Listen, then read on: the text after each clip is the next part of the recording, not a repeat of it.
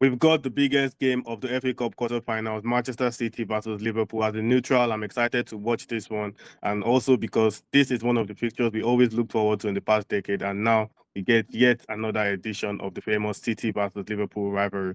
I'm starting with you, Victor. Who are the favourites to win this game? I have to say, kind of reluctantly, City. Look, they're playing at home. They don't have a Champions League match in midweek to play on their minds. I would say their form is also more convincing than Liverpool's. If you look at City's results since late January, they've only lost twice, and both of those defeats were against Real in the UCL, so somewhat excusable. I would say this one's City's to lose. Interesting take. Max, you can actually make a claim for both, but in your opinion, which side needs this win more?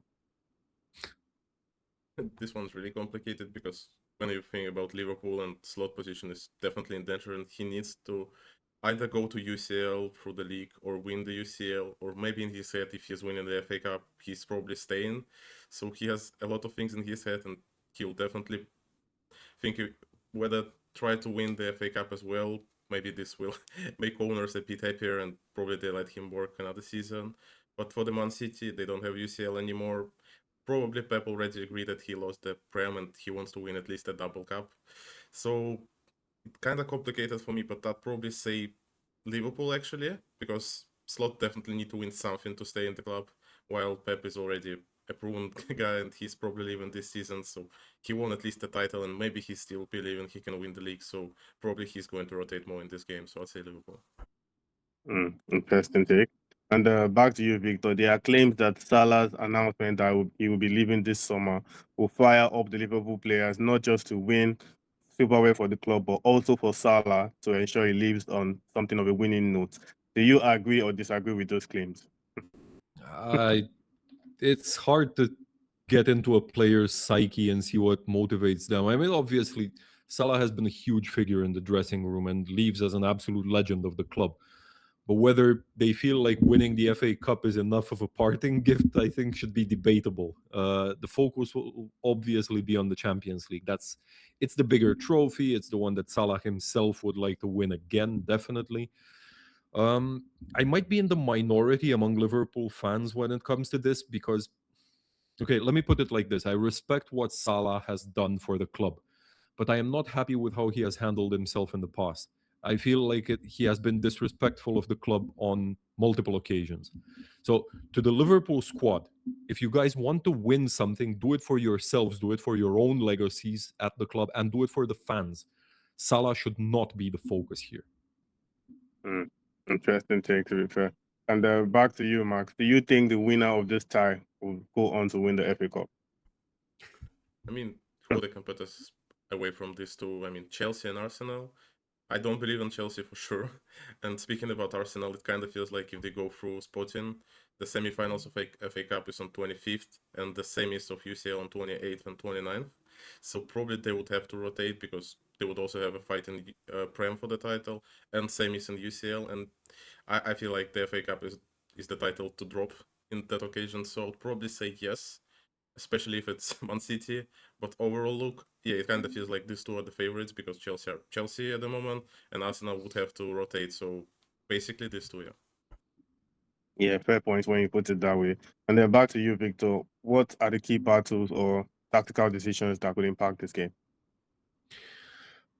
Donnarumma probably starts here, and the way he sets the tone with the first few touches, the first few passes, that will either give the City defense worries or confidence.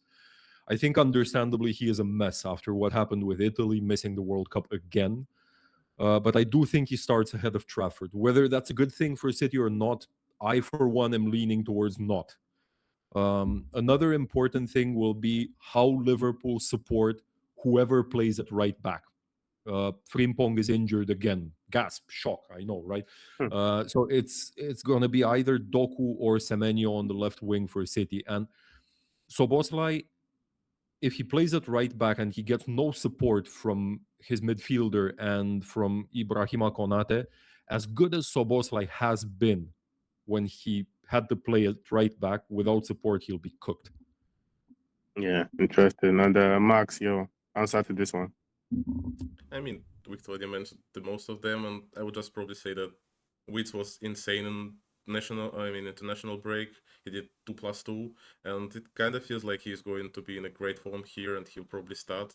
So I would be definitely watching him, and he's head-to-head against Turkey, for example, these two magicians. So probably I'll be looking at this stuff.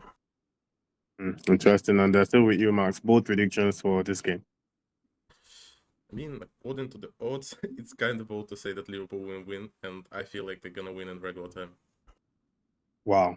Wow. That is really bold. Victor, your answer to that?